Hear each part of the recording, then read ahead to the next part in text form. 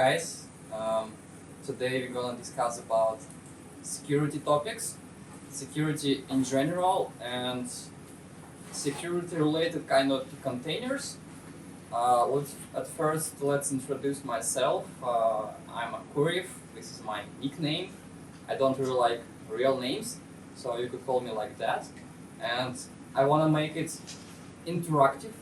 Our today's meetings. I wanna ask questions. I wanna discuss with you, and I just wanna briefly give you information about security approaches, security fundamentals, and stuff.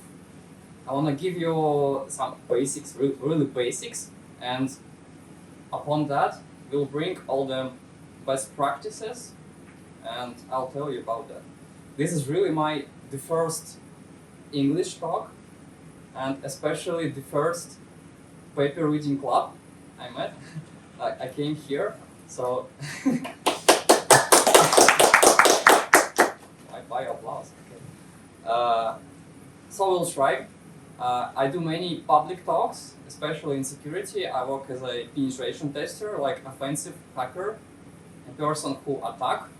And I did my master's degree. I have a bachelor degree and master's degree on security.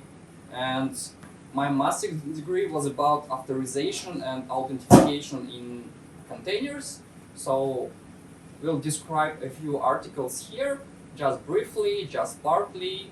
And my goal today is to just tell you the basics, and at the end, I'll give you the results of my research really briefly, but to understand it, you need to know some basics. So let's start from this CIA triangle. Oh, by the way, who are familiar with security here? Like a half? Okay, so let's start from really basics. What is security actually? By definition, security is like a state when you have when you have these things.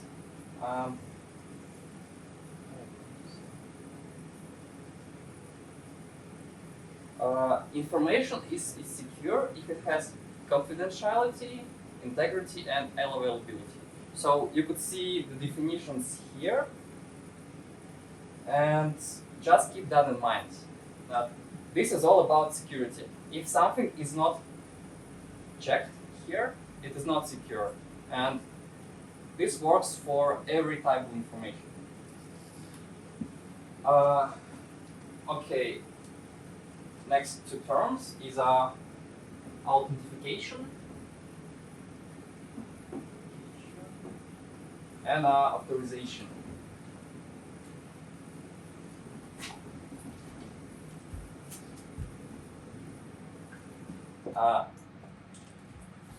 Who knows the difference between authentication and authorization? Okay, the same for here. Okay, briefly explain. Authentication is when you prove you are someone, like me is me. Me is me, and that's why. So we have multiple authentication factors. What? Probably I could do mistakes, but please be patient. We have three main authentication factors. The thing I know, like the password or secret string. The thing I have, like a key, like a card, for example. And the first one, which is a part of myself.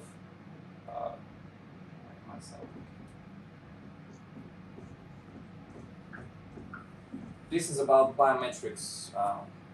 Fingerprints, eyes, and voices, for example, face. This is authentication. Authorization, when you grant access to something. Once you've done authentication, you say, I'm Alice or I'm Bob, doesn't matter. After it, someone will authorize you to get some information, to give you access. for example, give access to this page.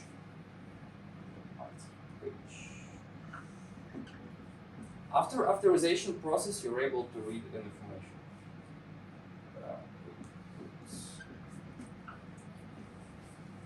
So we're already familiar with a CA triangle. We're already familiar with authentication and authorization. And now we come to the next. Okay, let's draw a line here. The next security problem. We cannot give access to anyone. So somehow we should select by different criteria. So we have many models here on the desk. Mandatory access control, discrete access control, role-based access control, probably you're familiar with that. So we have administrator groups, we have just regular users who don't have such extended permission. And we think there is one more attribute-based, more modern one, more flexible one.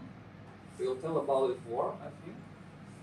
So let's define all of this to understand the whole history of evolution. Sorry for interruption. Okay. The board is almost invisible from this part because of the light. It's because of light. Yeah, so maybe we can find some different position for mobile phone. Which light is?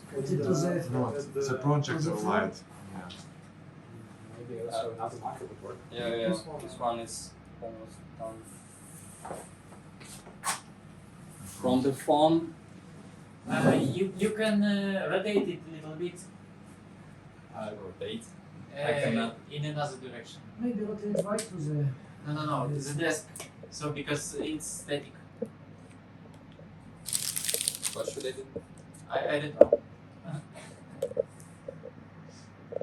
Now it's a bit better. Okay. So it's fixed. So the problem solved? It's Could better someone now. open the door, please? Because we don't have residents. So problem fixed, yeah. Still not like ideal, but much better. Oh, hopefully another micro would work. Okay, so please, offline audience, be patient. Who will watch it offline? So yeah, I'll just clear it. Let's talk about mandatory access control. This one is really old. This one is more related to military stuff, something more not flexible. We have here like labels.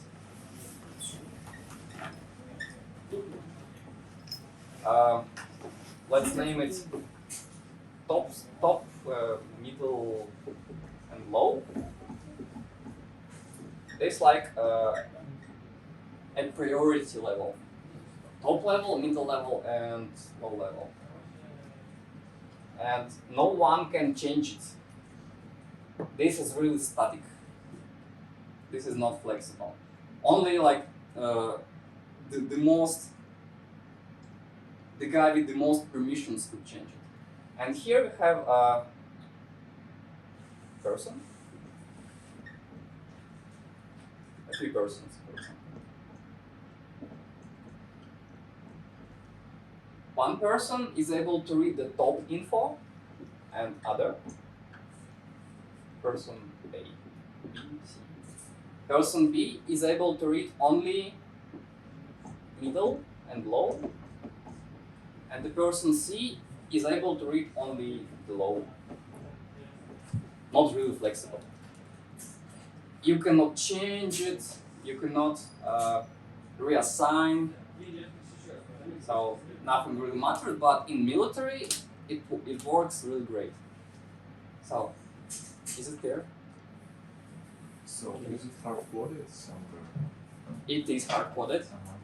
For example, we have a SE Linux in Android devices, and it works under Mac. Also, we have AppArmor as far as I know, it also works on Mac. So these two are about operating systems. So yeah, there's a question. Yeah, so you want to hack the top guy to get access to all the data. Yeah, the goal is to hack a person A because he has a full access in this system. Really, one single point of failure here. If you hack this guy, you'll get access to all the information. So let's introduce a new, not new, more advanced model called DAC, discrete. I will not write it. Discrete. This approach is really in operating systems. Imagine a matrix. Okay, let's draw a matrix. We have read, write, and execute writes. Maybe if you are familiar with a Linux operating system, you saw this file name and redux, and something here. This is a permissions. So for each object, we have particular permissions. It could be read, only. It could be only read. It could be only write. It could be only execute. And the difference here from Mac, owner of a file, owner of an object, could change it in any time, in any moment. So if I created a file called cat.jpg, a picture of a cat, and I want to share it among the users of my operating system, I just give access to read. Or if I want to make it persistent, if I want to make it integrity, if no one will change it, I just remove all the writes and leave only read. Okay, is it clear? I think since we have metrics here on the other axis, it should be like the group names, right? What?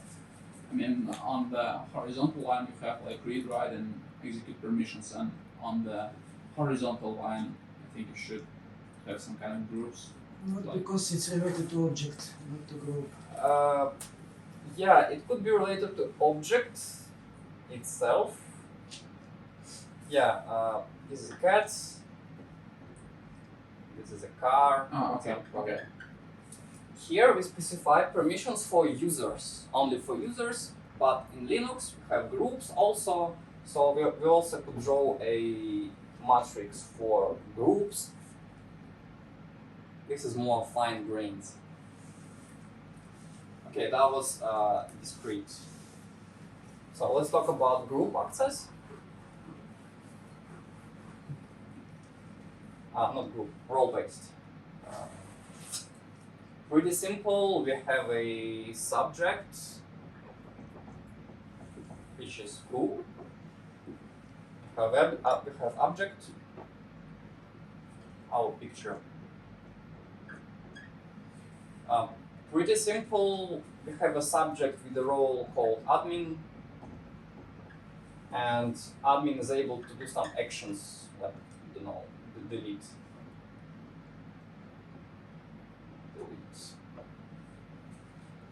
You have a subject with a not admin role but regular user, just the user. You can do delete and read. Regular user is able only to read. And that's how you could manage. But there is a scientific problem, and in some of the papers it is mentioned. It is not really flexible and it is not really scalable approach. imagine you have a startup. Yeah, you have 5 to 10 guys here, and it is easy to manage all the access. Imagine if you became bigger than the startup. It started to be more assets, more objects to manage, and it started to be more than 2 groups, more than admin and more than just the user. And you have to create more and more groups. And it is proven that the number of roles will grow exponentially at some point. I cannot say the number, the limit, how fast it grows, I cannot say, but it is proven that if you scale your business, if you scale the number of employees, you cannot scale the groups. And here is a solution, which is called attribute-based. Can I ask a question Yeah. about the previous model? So, as far as I understand, like the mandatory access was allowing like every action to like a specific label.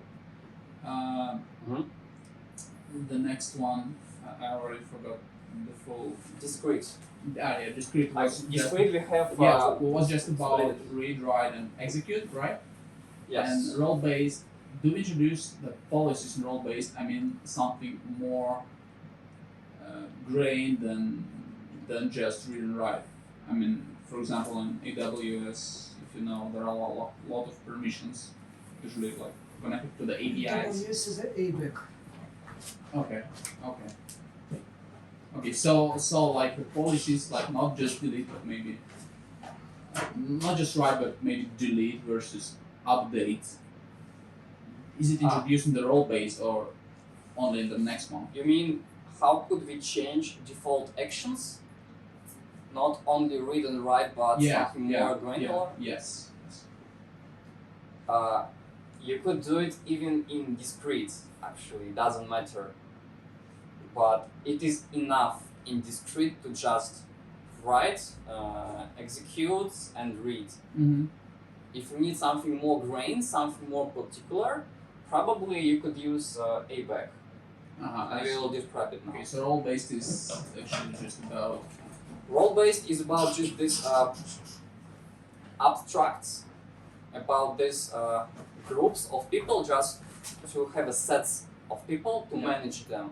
Not to manage everyone, but to, how to say?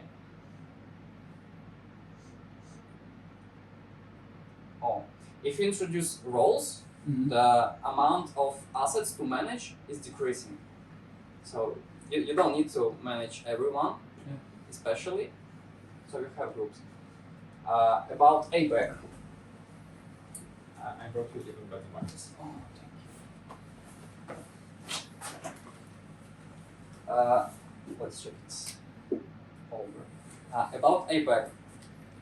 This is a really cutting edge of science and security access control.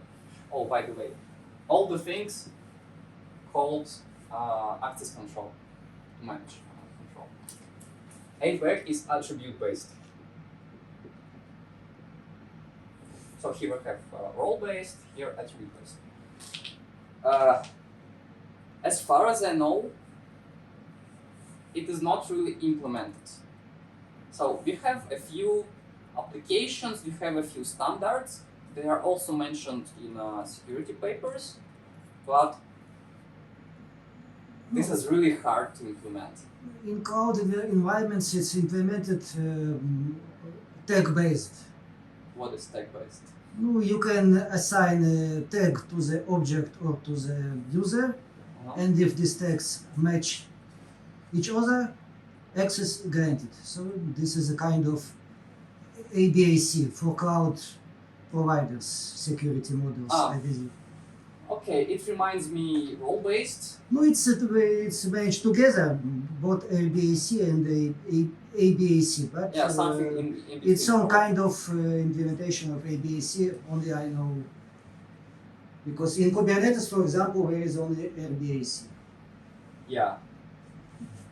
There are some approaches to implement ABAC, and we could check it later. So, let's see the difference between role-based and attribute-based. So, let's again imagine this situation. Your business grows, you have many employees here, you have many access to manage. You started to have many business problems, more business problems. For example,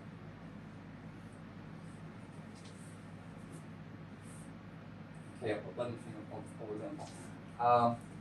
You have a guy. Okay, end of the year. So you have to calculate all your losses and all your gains, accounts, yeah, right, accounting, yeah. And only at the end of the year, only a single person, only a limited amount of time, I mean work time, is able to read. So you have a time zone here. You have a job title, yeah. Time zone year, not only year but working time. Job title only for account and specific file type. Financial report, for example. Kind of complex, yes? Okay, you could say, let's introduce a new role only for this specific task. But what if I need to grant access not only for accounts? Will I create a new role for that? This is why I call it exponential growth. So exponential in terms of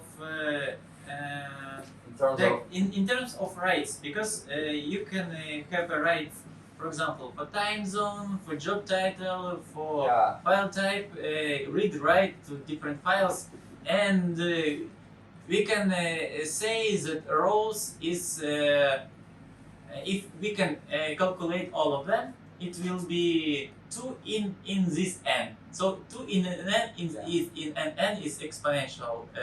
So the amount of rows is 2 in an n. So basically, that's why it's growing exponentially according it's growing really fast. According to these different things that we can do. Yeah, there is a plot. In the in x-axis it is number of rows. No, y. Different, yeah. Yes. Okay, let's move it like this. Yeah. Doesn't matter. If you started to have more business tasks, more business.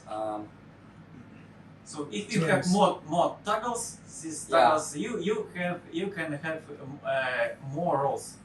So so the more toggles you have, the more roles you have. The more options you have, the more variants of. The more groups in the end you will have. Yes. Okay.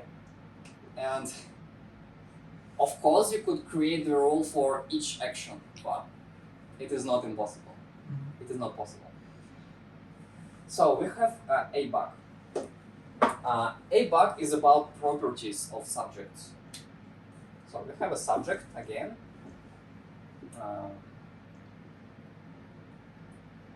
And each subject has a property. For example, job title. Also, we have working time, as here.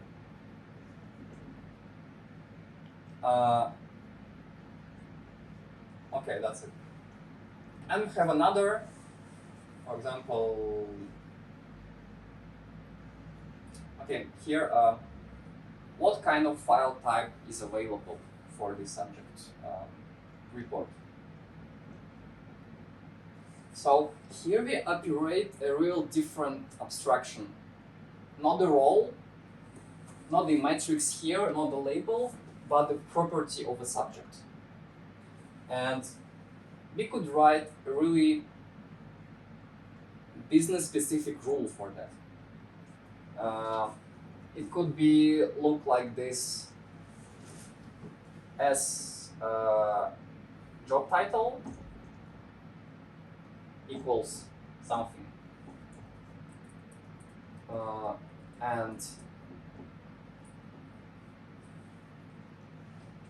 let's call it S1, S2, S1, and S2 like a time, end of the year. End of the year, you got the idea, yeah? And this one is a simple rule, but it operates with the properties. And this is called ABAC, attribute-based access control. So, yeah, is it clear? Okay. I'm a little confused. Okay, yeah. So, like, I understand that in RiskBAC, a role is It's a single property. a single property and a set of permissions. So, like, Yeah. there are n actions that can be taken, and a role is a subset of those actions. Right. And a role is like a user belongs to a role. Yes. Okay. And here we have like those statements you change this end. They can be about users or about objects or about anything really.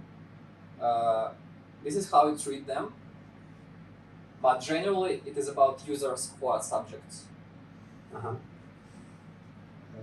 So instead of roles, which are really strict, not that strict as mandatory access control, but still relatively, roles are really strict, and you can do only one type of action. Okay, so kind of what we're doing, we kind of take the same kind of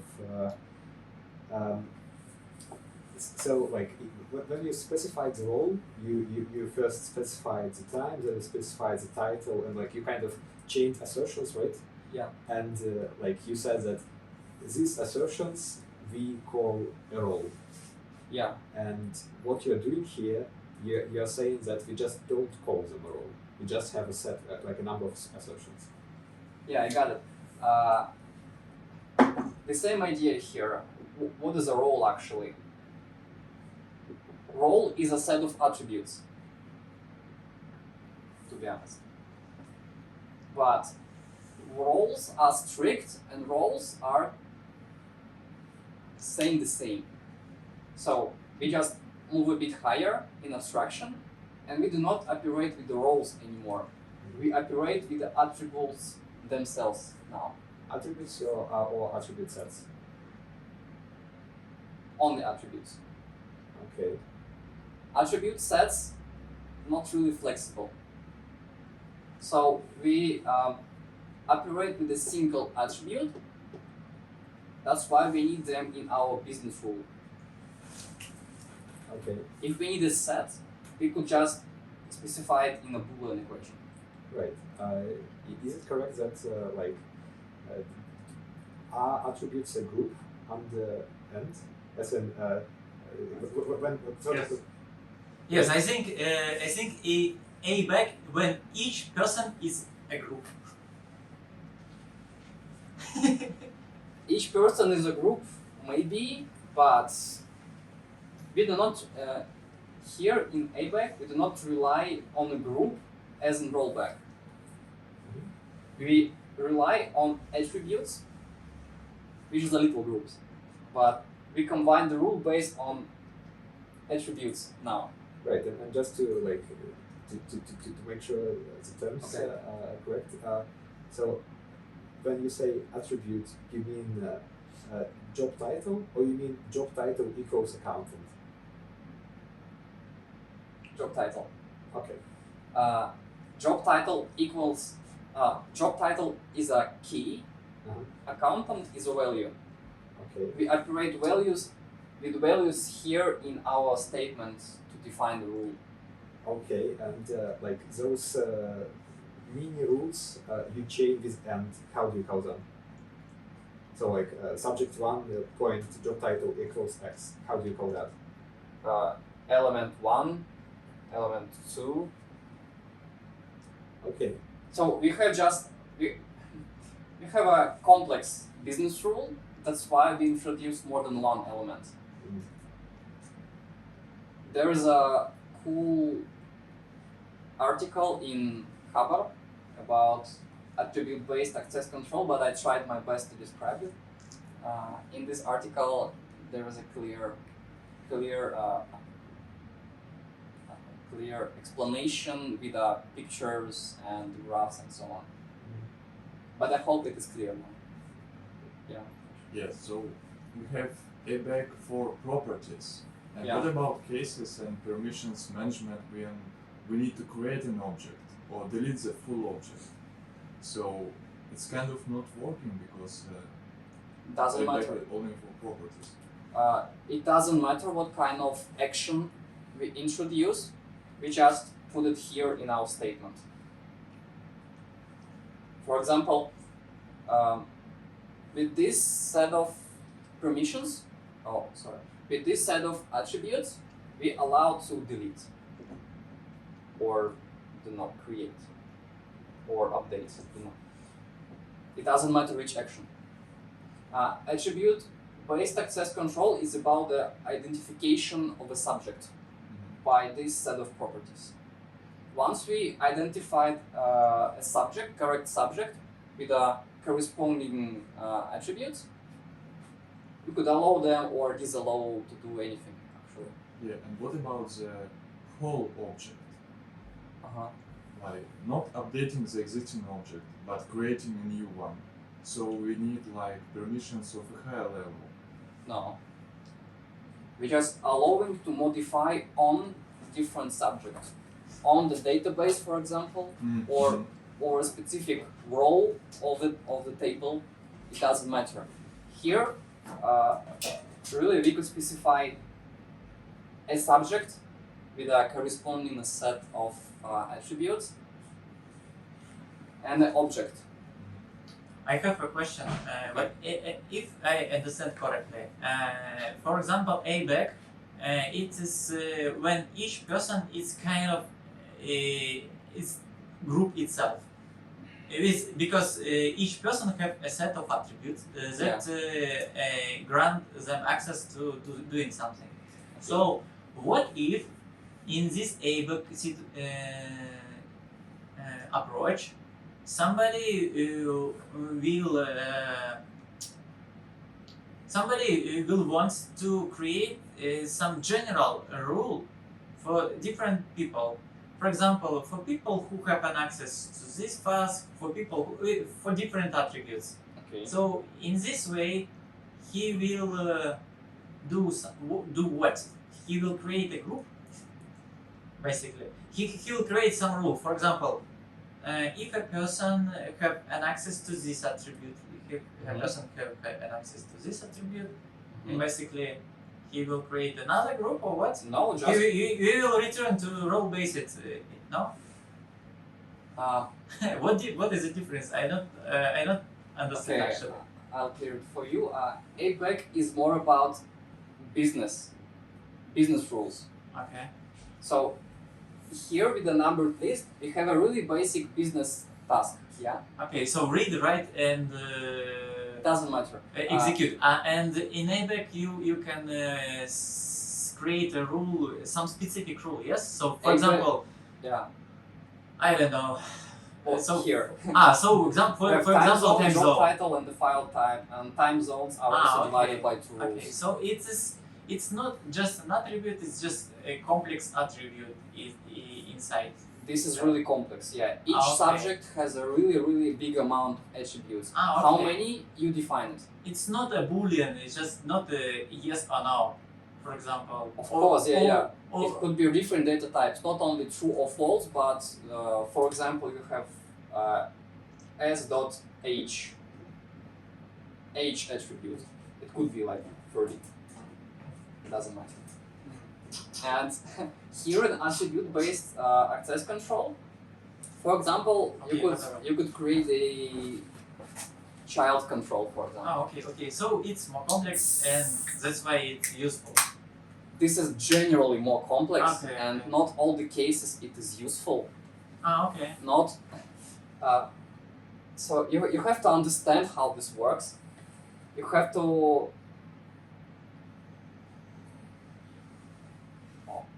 You have to create a correct sentences, correct rules, and So for normies, for normal people, airbag is okay. is and alright. It's so it's good. Airbag actually. is alright. Yes. Airbag is fine. Yes. This one, ABAC, is about clouds and microservices, and we'll talk about it later. Okay. So now we have these basics. Okay, you got it? Yeah. I'm a little confused about why we can't do that with SE-Linux. So in SE-Linux we can assign arbitrary labels, Okay. and we can kind of enforce arbitrary rules based on labels. So it would seem that it's easy to write in the Linux the sort of statement like if object has label such and object like subject has label such, then allow or deny. I'm not familiar with the SE Linux and at the practice level, but as I see here, you operate with the labels, the same as roles. Okay, I see. So here This is not flexible. Yeah. Okay. I see the generalization. Okay. Yeah, just a quick mention. If you have complex business task, you cannot operate with the labels in SE Linux because it's hard. Yeah. And you have this exponential growth. So, okay, we finished with access control. So Yes. it's okay. I'll clear it. Yes, maybe a last question, very short. Yeah. Okay. And I listen. do you ever meet like combination of airbag and ABAC? For example, some templates of ABAC rules to just assign to some person like in one moment.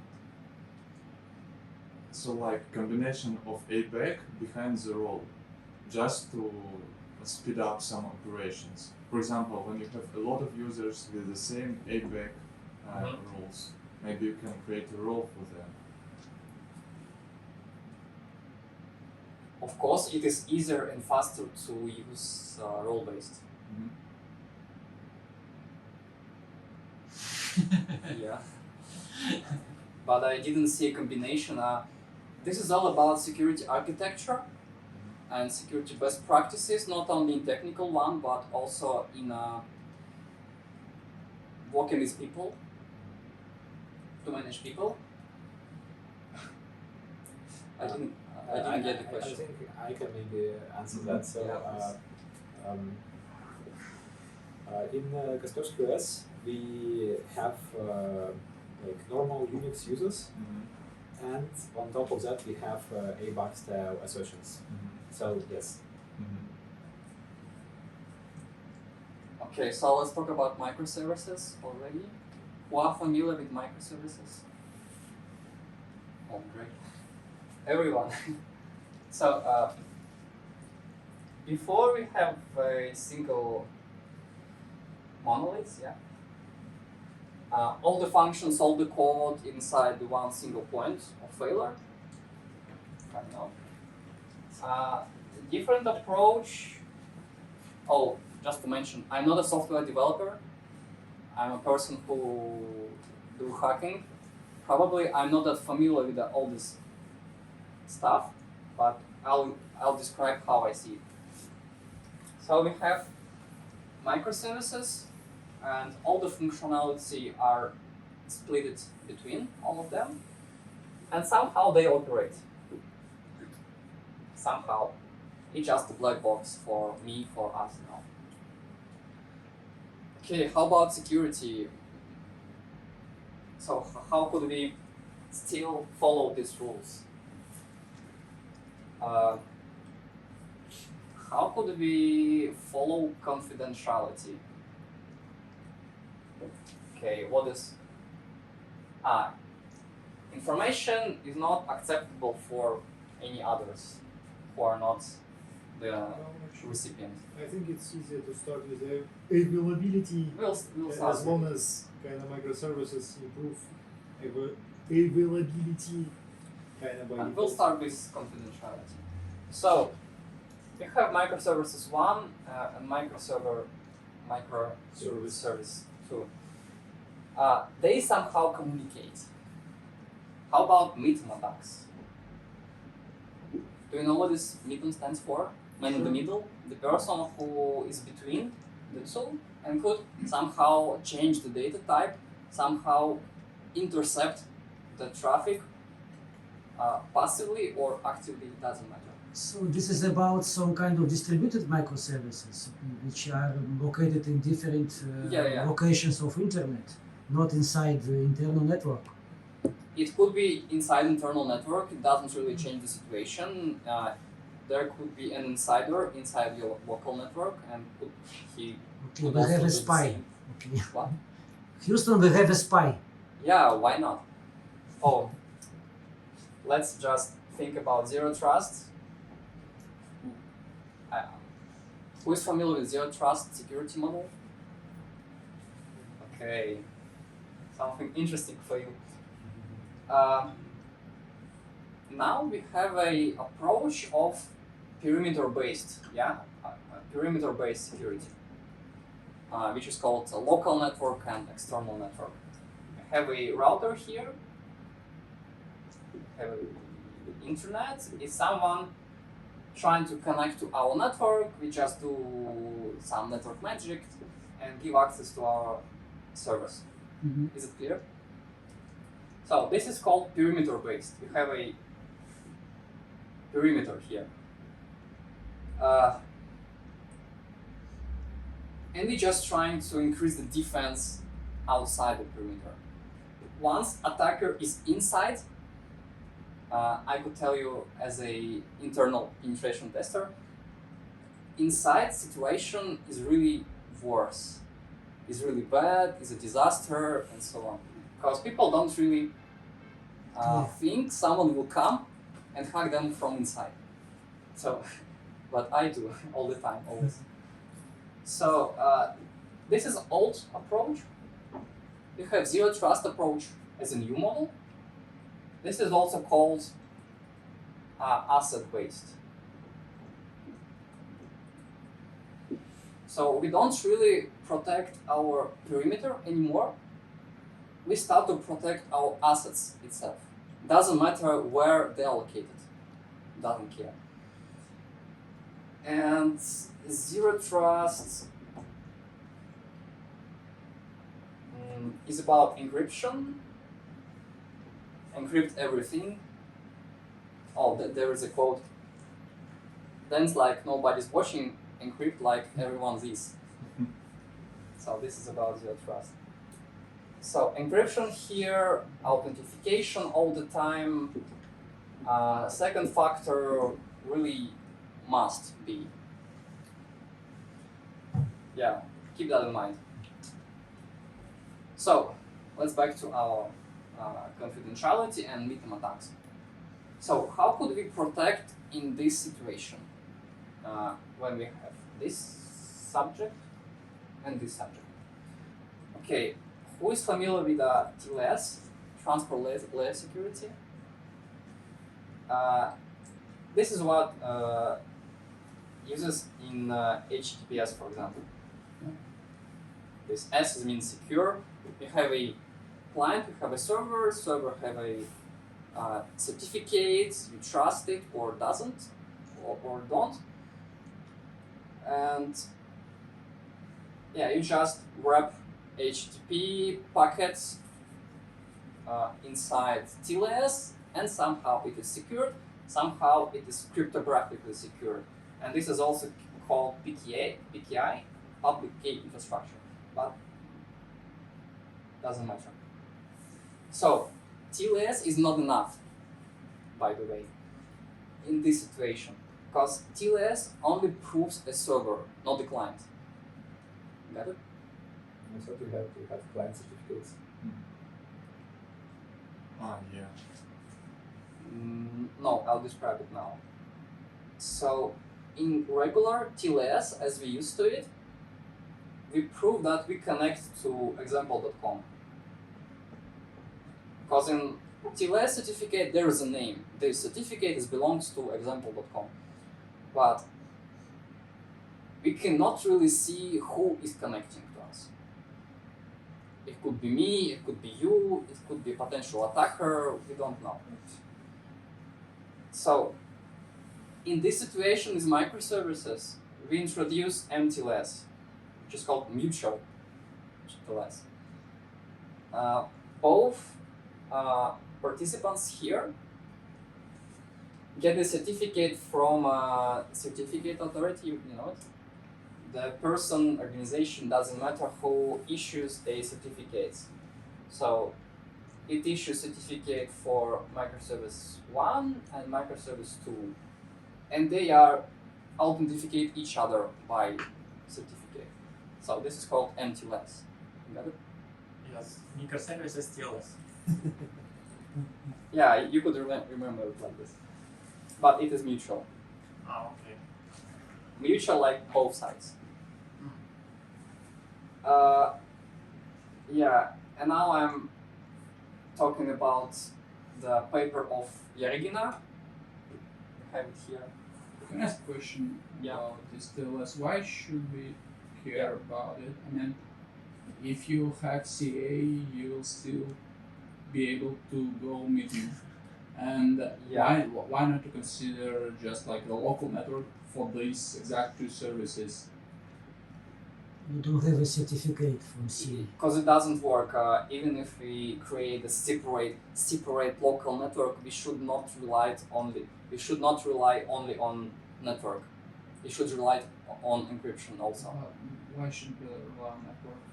Because attacker could get inside this local network somehow, we don't know how, but somehow he could get it, and the traffic here will be clear text.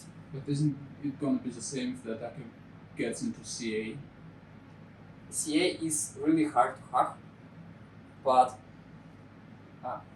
do you know about risk model in security? Risk approach. So CA is a let me think about the joke. CA is a 99% hard to hack.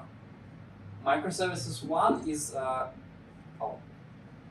1% probability of to hack it. Microservice 1 is a 99% of being hacked. So nobody will attack CA because it's too hard. It requires a lot of resources, a lot of power, and so on. So attackers will choose the microservice 1 instead of it. Of course, someone will attack CA, but it is not really relevant. So basic rule in a security topic, so decrease the probability. So by introducing MTLS here, and not only relying on a local network, we just make it not 99 but 50%. And next time attacker will not try even to attack us. He'll select a different target, some shopping site. And what is actually CA?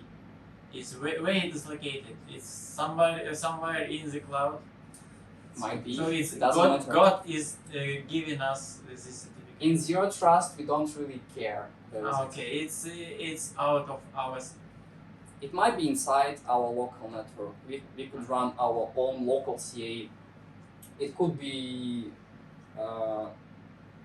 let's encrypt. Why not? doesn't matter.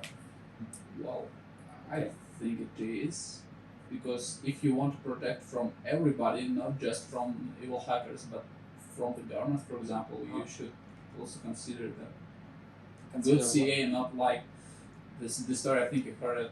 This Hetzer in Germany. Yeah, of course. Yeah, so I'm really concerned about this CA thing as like CA, solution. CA is a disaster. Yeah, I agree. CA is not the best option. But there is a problem with centralization. I agree. Mm-hmm. Great. And could we just create a VLANs, so virtual LANs, for every two microservices that communicate? We could, but still we rely only on network level. We shouldn't.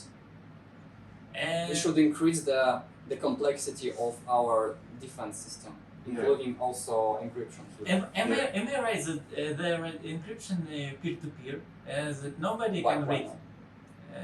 So without, and they making handshake by itself, and nobody then can read it. Yes. Where you show the keys. If we don't have Keys are a stored somewhere.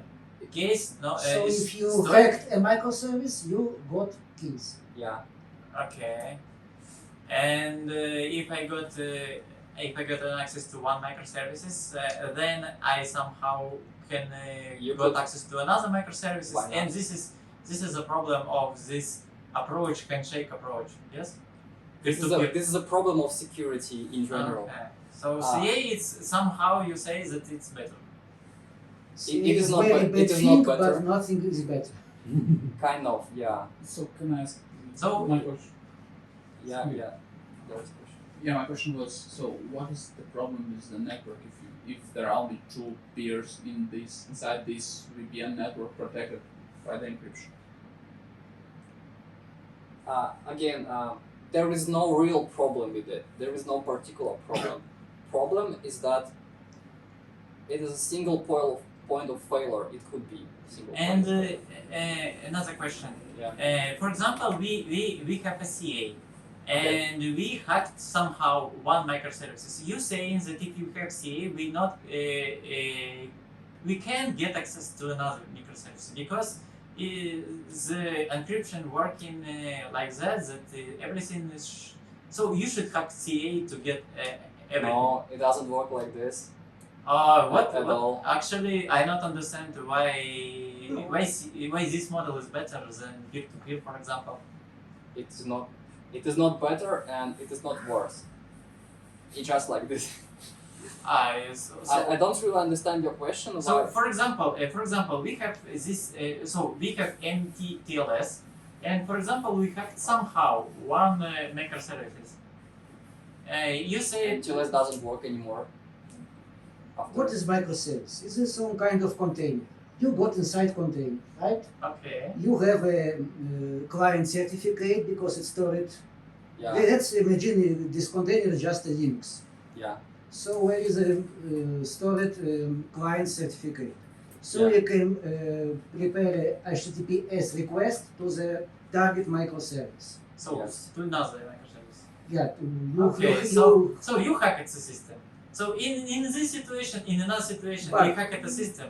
no, But here you have a CA, and there you doesn't have. let's introduce a threat model. I didn't tell. Okay. Okay, I really missed a few fundamental things. First one is no system is secure by 100%. Every Okay. system could be hacked. It really depends on the resources, on the money, on the time. This is one. This is the first. Second, threat model.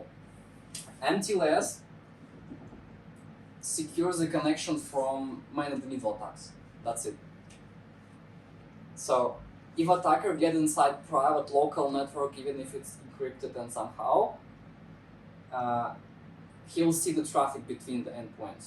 But if you introduce MTLS, attacker will not get this info. Okay. So if we have peer-to-peer, so the middleman can read these messages that handshakes and somehow get an access to all systems. If it's peer-to-peer and keys are exchanged, Okay. common, you know, probably. Okay. Uh, So you now answered to this question. Okay. I'm a bit stuck here. Yeah, a quick comment. CA solves the problem of bootstrapping trust. Yes. So, like, one way you could solve this problem is all microservices know some secret string, and they can build cryptography from there. Another way you can say that all microservices know this CA, and you build cryptography from there. But if they have no shared something to start from, then you can't build the encrypted tunnel. Or you can, but you have to trust like the first messages, the first handshake exchange, which is susceptible to active meter. So CA solves the problem of bootstrapping trust. It's not like So inside they have peer-to-peer actually encryption, but they have a salt that connected to all of them. Oh, kind of. Yeah, I understand you. So it's am I right? Yeah, I have a comment here. Also, I didn't mention it before. Probably I should. A lot of material in security. Okay, we have crypto. Just a quick. We have symmetric crypto, symmetric, yeah, single key, and we have asymmetric, which is PKI and CA. And CA really solves the problem of trust and authentication. Symmetric crypto doesn't solve it at all. So we introduce CA to solve a problem of trust between microservices. Yeah, that's a quick mention. Got it? Still confused? Well, I think this advanced kind of MTLS with CA solves two problems. So, two steps ahead. The first problem we were trying to solve is, okay, someone hacked into our system and now can eavesdrop on our traffic. Yeah. So we solved with this encrypting the traffic, and it doesn't really matter how we encrypt it if we only addressing this particular problem. But then there is second problem. Okay, now attacker can not only just read the traffic that passes, he can actively participate. So we want to distinguish between sources of traffic coming from legitimate our microservices and forged by a hacker. CA solves the second problem, in addition to the first one. Just any encryption and symmetric encryption doesn't solve the second problem. Okay, let's move forward. Yeah. We're really stuck here. But there is a problem with CA. CA is not about availability. So let's hear it. CA is a single point of failure. We have this pyramids, chain of trust in CA. Chain. You have the CA, the king of the hill, and this king issues middle certificates in stages and so on. This is called the chain of trust. This bottom person is trusting the upper person, and the same. CA is a point of trust, which is not really about availability. If someone will hack a CA, all the certificates will be compromised. That's a really big problem. Okay, just to mention. In microservices, we're able to duplicate services with the same functionality by using load balancers and stuff. You are familiar with this? We just duplicate the functions. Integrity. How to see if our data is not modified. We could introduce cryptography here also, because all this modern, not only modern, all the ciphers. Okay, not all. Asymmetric ciphers also provide us a integrity. So if the data was modified, it will not be encrypted back. Well, anyway, we are talking about digital sign. Digital signatures. sign. Signatures. Are you familiar with the signatures? Okay, let's see. Doesn't need it. Is it needed to talk about signatures. So it's just about getting the data from the file plus maybe some salts and receiving the hash Oh yeah. of the signature, right? You have a clear text message M. You have a encryption function A, E, on clear text. You have a key here, and you have a ciphertext. To get a clear text message, we just do vice versa operation. Decrypt with the key.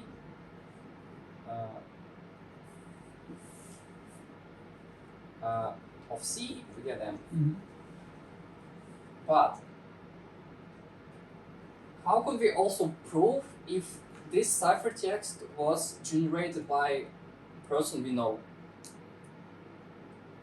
We should supply a signature, like a real signature in the paper. We have digital signature. It is also solved by PKI, public key infrastructure, kind of the same. Here we, to get ciphertext from clear text message, we encrypt with a public key of a recipient. To get a signature, we just encrypt with a private key. Because in public key, because it's in asymmetric crypto, public key and private key are like vice versa. So have a signature, for example, of me by my private key, and you could take my public key from a register, or you got it from some here, and you just check the validity of sign by using my personal public key, and you just prove that I created this ciphertext. Is it clear now? Okay, thank you. So, we just described confidentiality, integrity, and availability. Two more things to mention here, and we'll go to demo. So, almost done. About availability, also, there is about confidentiality and authentication. There is a JVT tokens. Know it? JVT tokens. Who are not familiar, I didn't get. Okay. So, do you know about cookie? Yes. Kind of. The same, but in JVT we also have a state. In JVT structure, we're able to hold properties like in ABAC. Actually, it's not the best idea, but this is a worse idea to keep a property like isAdmin. IsAdmin true or false? This is a bad pattern. But to keep a ID, for example, some number, and using these JVT tokens, we were able to communicate between microservices and keep the state of business logic. What's the problem with isAdmin if it's again? what's the problem with isAdmin if it's signed and tested with the central service on validation? Yeah, there are multiple algorithms to create JVT, not only symmetric but asymmetric. If it's symmetric, don't remember the name. Well, I think the major problem is that isAdmin on one service is not necessarily isAdmin on another. So either you kind of accept isAdmin in your terms from someone else, and that's kind of stupid. Otherwise, it tells you nothing. Like, you don't care if they are isAdmin on another service when you're If key is weak, checking you could try to Right. break the key of JVT and craft your own. To craft your own. If it's symmetric. If it's asymmetric, no way, but probably JVT is configured bad, and you could try to modify the downgrade protocol. This kind of attack. Yeah, is it clear? Okay. So again, what's GVT is needed for? To keep the state of communication, including user session and some different parameters. To not have such multiple cookies, but keep it in one place, kind of. And so again, why do I need this information as a microservice? For example, you have a valid user here. Yeah. You provided username and password, you got a JVT token which identifies the session. And for example, this second microservice also only answers to authenticated sessions. So that's why you need JVT. Yeah. Also, there is a between service tokens. So this second microservice could produce its own token to communicate on between these two. It's called inner tokens.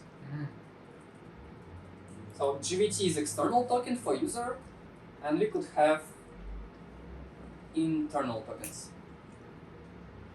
Well, basically, again, it's the same thing as the cookies, at least kind of conceptually.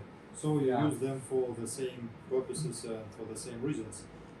In particular, storing the session in the cookies, in the JVT tokens, because you want to, load balance that across several services. You don't, well, in that situation, if you load balance across several servers, physical servers, you better have your state transferred with the requests and not stored in a single particular server, right? Yeah, so again, GVT is like more protected cookies for non-web communications, right? It is not really protected, but it is more about state, to keep the state.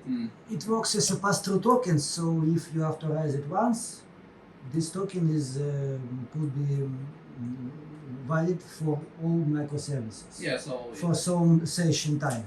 in other words, as a second microservice, I want to know that the user was authorized and the request came from the first microservice, Kind right? of, yeah. Yeah, all right. Of course, JVT has more security than usual cookies, because cookies are sent in plain text unless you encrypt them on your own. JVT has its own security mechanism, including encryption, symmetric and asymmetric. Send in plain text inside CLS encrypted request. Yeah. Okay, this is all the fundamentals I wanted to give you. So Yeah. I kind of missed when we covered availability. Availability. So I told about CA, certificate authority, is a single point of failure, not really available. It could not be available sometime, and this is a problem. And once CA is compromised, all the certificates are compromised. But what microservices approach give us? More availability because of load balancing, because of duplicates, and yeah, that's it. Okay. In terms of security, microservices are really about availability. If one server is down, and if you have a Kubernetes, for example, you could just bootstrap two more automatically. But also, there is a problem about attack surface. Do you know what attack surface? Oh, okay. You have again, perimeter based, for example, and you have one open port and the second open port. How many open ports we have? We have more attack surface, more things to attack. The same thing happened with the microservices, and if you have two microservices, one story. 100, another story. So we increase the attack surface. If the microservices are identical, not a big deal. But if they are different, it could be different security holes in it. So also the disadvantage of it, you have more attack surface. Okay, I'm done with it. Let's go to the architecture and afterwards to my work. So let's quickly see. There is a paper about architecture security patterns written by Barabanov and Matrushin, and they give us like brief info how this works and give us different models.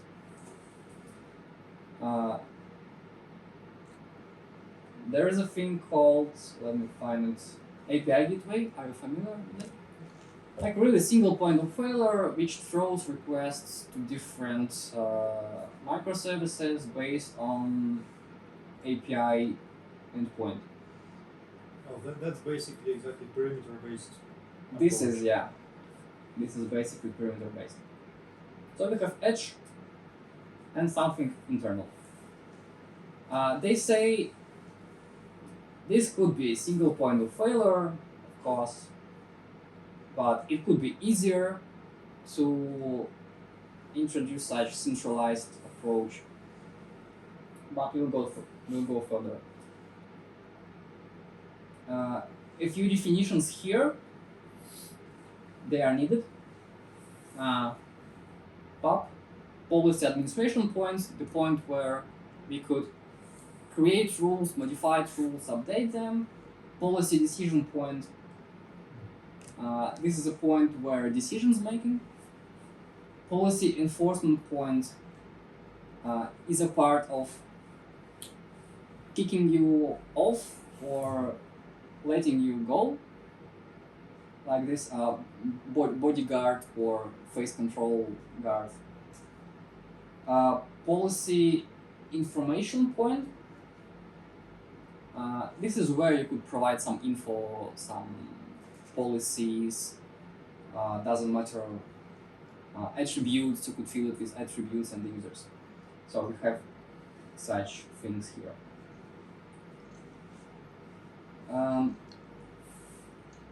Okay. What's it? Yeah, let's see at first decentralized pattern here at the left. Make it bigger somehow.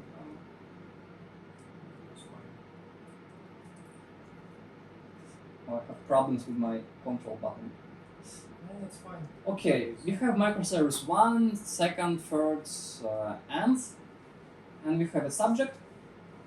In each microservice, we have a policy repository, and which is like a bunch of rules, a bunch of statements, which I described before, these business rules. A attribute repository, a list of users with such properties. They have PDP. Those repositories are pushed inside PDP to have an info. Oh, could someone please open? And we have application code, which is our backend, for example, and policy enforcement point inside it. Subject wants to get access to object, but suddenly there's a policy enforcement point, this bodyguard, and the bodyguard decides give you access or not. Here in this situation, each microservice has its own policy repository and attribute repository. So it's up to developers of each microservice to define their own policies and their own attributes. There is a really advantage of it. This is flexible, and the disadvantage of it, you rely on developers, because developers are not security guys and they don't really understand how to fill policies and attributes correctly.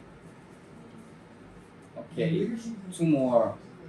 Centralized pattern with a single PDP.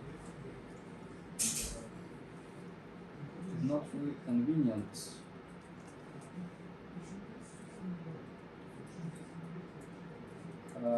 Yeah, let's go. Okay. So the same story. You have pub, single pub to administrate repository of our policies, single point information, and external PDP, external guy who will give a decision. But each microservice has their own PEP, their own bodyguard. So you have a ruler. Oh, how to say? You have a point which is authorized to what I did.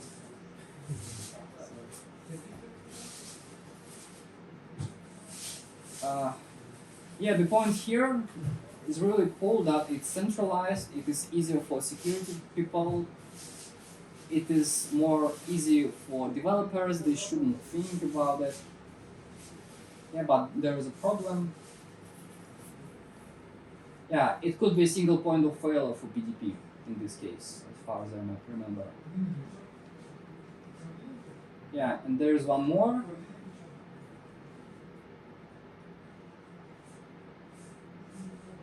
PDP is included inside each microservice. Again, we have centralized repository for policies, the same for attributes, but each microservice is making a decision by their own. I don't really remember the disadvantages here, so we could rely on a table below. There is a table. Yeah, there is a table. They kind of compare each of them. Decentralized is not really scalable. Centralized, you could see. There's also a latency. Latency is a time between decision making and time between decision making. When a person tries to access some object, some data, more latency means more wait time. And probably if you wait more than 5 seconds to page to load, you'll probably skip it and go to another. The same situations here. Reconfiguration on the fly is really important also. In decentralized pattern, you must rebuild the container to update repository of policies and attributes. When you have centralized point of administration, it is suitable for security guys to update on the fly these rules. Okay, done with it. And let's end with the quick slides. It's going to be in Russian, but I'll translate it also in English. Yeah, this is kind of my work. Not the best one, but I like it. So, do you remember this old mandatory and discrete access control? They are not really flexible.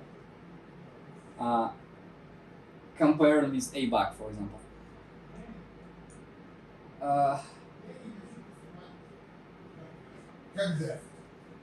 There is a risk of, how to say it in English? Abuse. Yeah, security guys could abuse it because there is no real control, and this the lack of flexibility leads to mistakes. It is hard to manage access control if you have many people here. Do you remember this exponential growth of roles? Yeah, and also mandatory access control and direct access control not really flexible in case of granularity. So probably first one and the first one are, and the fourth one are the same. Don't really remember. This is how industry is evolving. So now we have a clouds, we have mobiles, we have remote works. So that's why we have distributed information system, distributed local network, or even we don't have local network. Our assets are distributed around the globe. So how could we protect them? We don't have already a thing such called a perimeter, so we must protect our assets now. Also, here is a dilemma, general problem in security: to secure or to make it comfortable. There is a problem. How to say it in English? The secure thing is not comfortable. The comfortable thing is not secure usually. So we must trade off somehow. There is a solution, zero trust model, which I mentioned before. Encryption, authentication, second factor, and so on. And somehow we must dynamically give access. Because again, we must follow the comfort of our users, unless they will not use our services. If we screw the, how to say, like, if we set up many Tighten the bolts. Tighten Okay. the bolts too much. Okay. If you will set many security mechanisms, it will not be comfortable anymore, and users will not be okay with that. So somehow we should dynamically give access. To not use all of our security methods. Somehow we probably could skip unnecessary security mechanisms, which I did, kind of. Yeah, there is a mathematical model. Don't really be afraid of it. We have ABAC, remember ABAC? We have a bunch of attributes called x1, x2, and so on. And we have weights of importance called W1, W2, and so on. So you see here, not all the attributes are important than other. Is it clear why second attribute is not that important as other? Do you got it? Do you got this key idea actually? For example, if you are using mobile internet, your IP address is changing always because of mobile internet works this way. If you have a bunch of mobile users, IP address is not that important to see. But probably it is important to see which phone model is used. Because this single user used to run Google Pixel phone. And after a minute, he connects with a Apple device. Something strange. So device type is more important here. You got it? This weights, oh no. These attributes are 0 or 1. Oh, how to say? Okay, just leave it like this. These attributes are 0 or 1. So we're running mobile device, 0. We're running computer device, desktop, true. And we have a function f, capital F,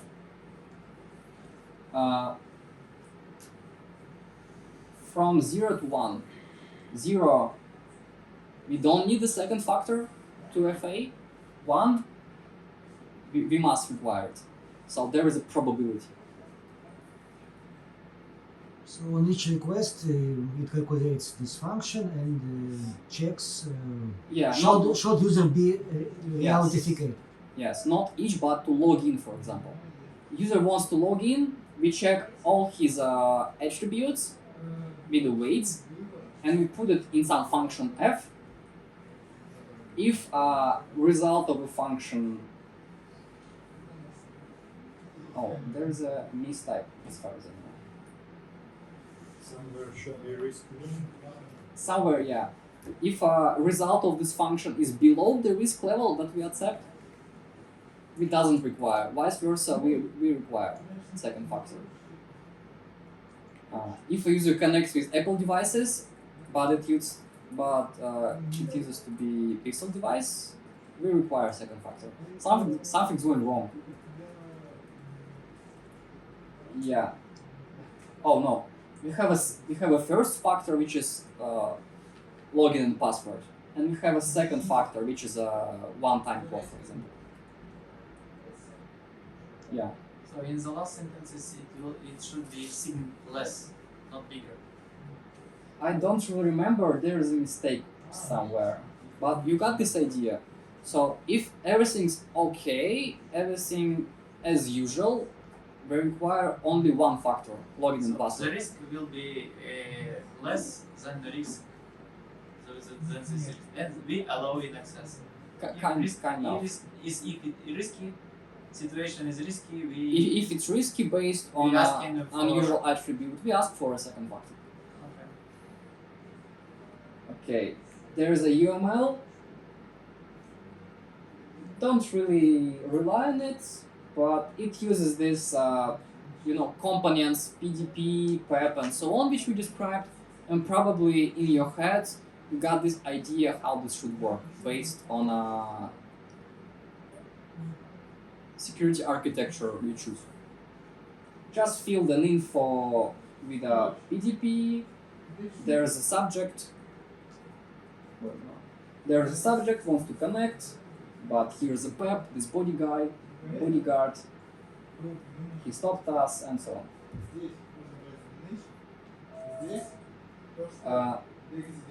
Here, PDP is the most important. How could we decide? We decide based on this f function.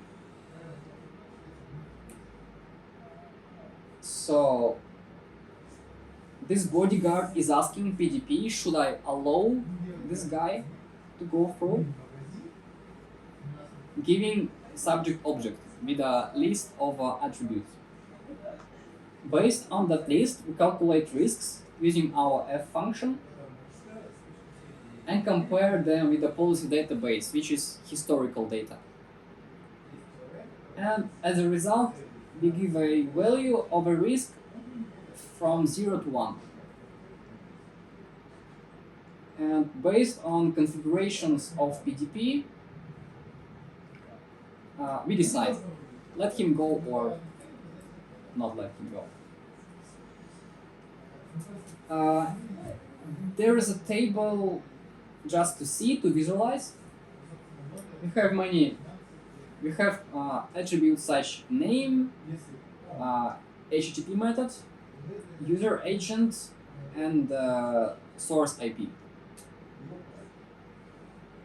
We have get post, doesn't matter. We have different browsers. We have Kuro, which is automated thing. We have IP addresses, localhost, and something from local network. And based on that, we calculate the risk level. And based on our function f, we give a decision. Second factor or two factors. What's here? Okay, doesn't matter.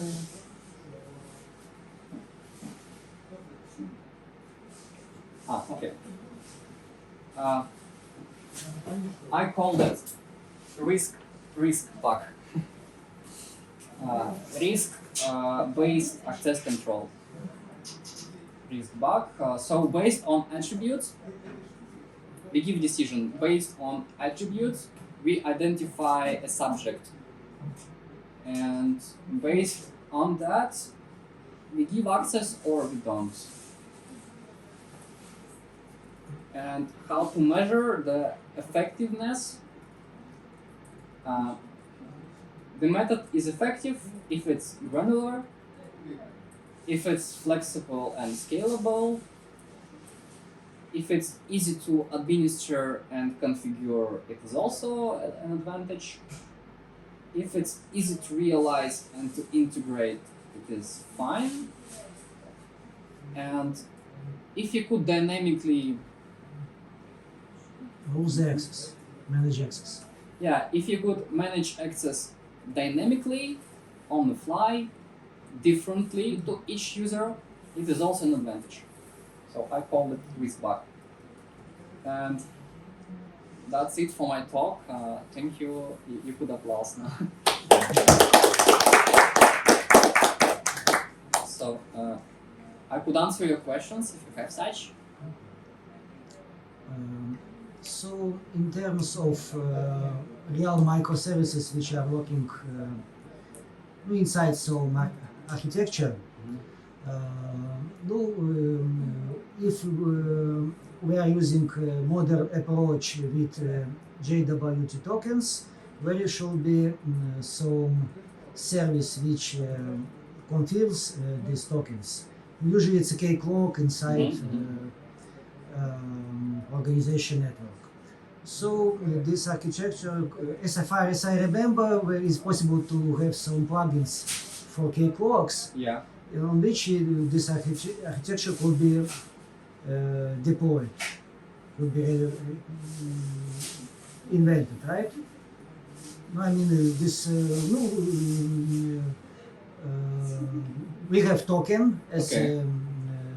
As a factor of no, this token actually every microservice should check this token. Okay. And if we put the lifetime of token very short enough, few seconds, maybe microservice will refresh token for almost for each transaction, for each request. We believe that microservices are talking to each other using HTTPS protocol with token as authorization factor. So this Keiko can use this. We can name it technology RiskBAC with some kind of plugin and confirm all this behavior of microservice. I believe that it's possible to include additional attributes along the token, like user agent, IP address, and so on. So it would be. You could try. Realize it with as a K-clock plugin. Probably. K-clock is open source. You could write your own plugin. The problem here. Actually, I just implemented a demo for this paper. So it is not just theoretical work, it is also practical work. I wrote a API server which parses a user object to simplicity. I cannot talk anymore. Kind of tired. So I had a HTTP object of a user. You can see here HTTP method, user agent, and IP address here, and I just parsed the parts of it to have such attributes. It could be implemented different based on your model and anti-fraud systems. Anti-fraud systems, they work kind of this way, I'm not sure, but you could use it in a process of authorization also, if I got it right. K-clock here. The external PDP. let's see. It is external first of all. Yeah, it is external PDP, and you fill it with info from pub and pip. Yeah, probably. It could be external PDP. Yeah, this probably. I was thinking about external PEP, but not sure. Okay, can I ask a question? Yeah, of course. So, your surname is Barabanov, yes? What? You mean the No? it's It's the only author. deal the So it's not your paper. This is not mine. Okay. What they? Mine's here. So your is where? on Russian. Sorry. Okay. It was on Russian. This is me. Okay. What I did, I just analyzed the. You hide your surname. No. Not really. Okay. And another question. Yeah. Okay. So what you trying to solve actually? What kind of problem? So we see the architecture, and so you have a risk management. So what you trying to solve? So Yeah. I'll show you now. I tried to solve a problem of this dilemma. How to make it comfortable and how to make it secure. So really, just to think, why do we need a second factor if everything is all right? If only one of our 100 attributes is different. So why do we need a second factor? Probably for you, second factor is not something hard to do, but not for all the people. Okay. And another question from my experience. Okay. Once in my life, I lost an access for one service because I lost an access to email, but I knew my password. But I changed it. I tried to get an access from another personal computer. Okay. And they decided from this kind of system with risk management, they decided that it's not me, and they asked, they trying to ask if to with my mobile. Oh, Second factor. doesn't even mobile with email, and I doesn't have an access to email anymore. So I tried to write to the support, and they didn't answer to me. Sad story. Yes. So I am lost an access to this service, and I don't know what to do anymore. So what you will do with this kind of situations? So this system is changing all the time. So user expecting one behavior from the system, but when you change it a little bit, it's trying to ask another things from you. For example, situation this when a system is responding every time in the same way, you like a dog from a previous you understand it. I need to remember these things. So I need to get an access to this. But when the system is changing, so you can't you don't know what you need to give to the system. What do you think about this point? Digital world. So this is complicated. This is complicated. Quick mention. Check this article. Really your case, but more 10,000 times more worse than your case. The guy just had everything backed, many two factors, many mails, but he was so paranoid that he locked himself. Yeah, really. I recommend you read this article about doing the same over and over time again. Some years ago, there was a vulnerability in Intel processors about speculative Yes. Spectrum. spectrum. Yeah, Yes. Meltdown. meltdown, kind of the Meltdown and same. Spectrum, yes. Yeah, this all you know. The story is that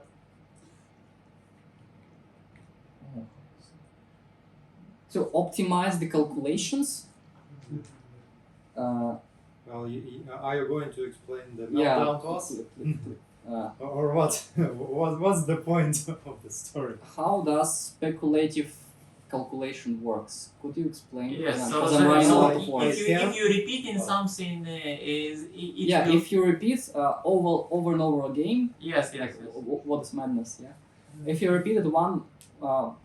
Well, I can explain how this meltdown works. At least that's not very hard, but how it's connected to the Yeah, topic. but you just remind me about this.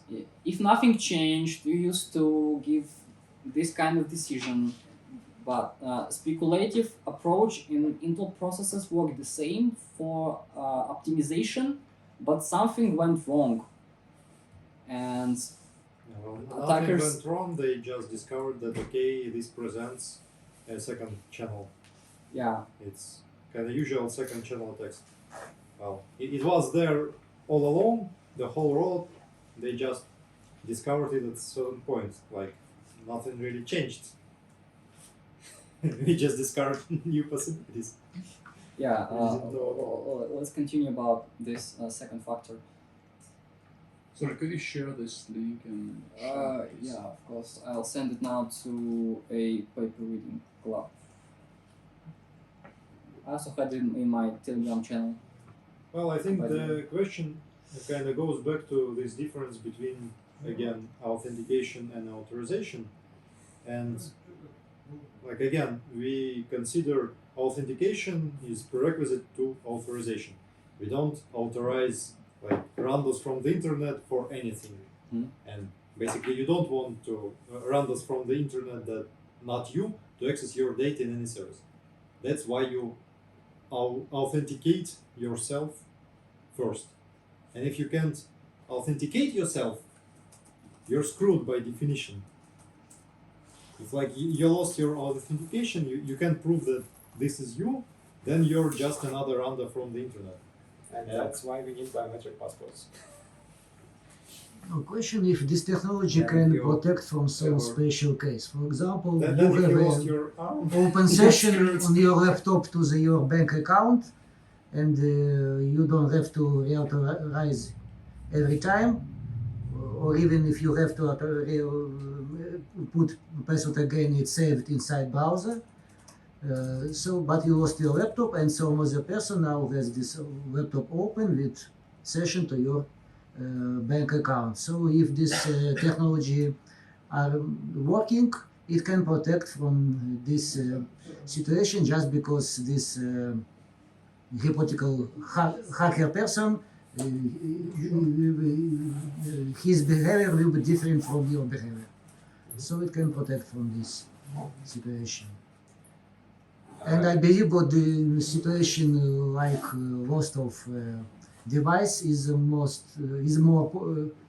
happens more often than a situation if you have a burnt house and lost in the damaged device. One just quick answer about this backing up system. So probably current centralized system doesn't work anymore in case of authentication, and there is a crypto as a solution. And you know Shamir secret sharing.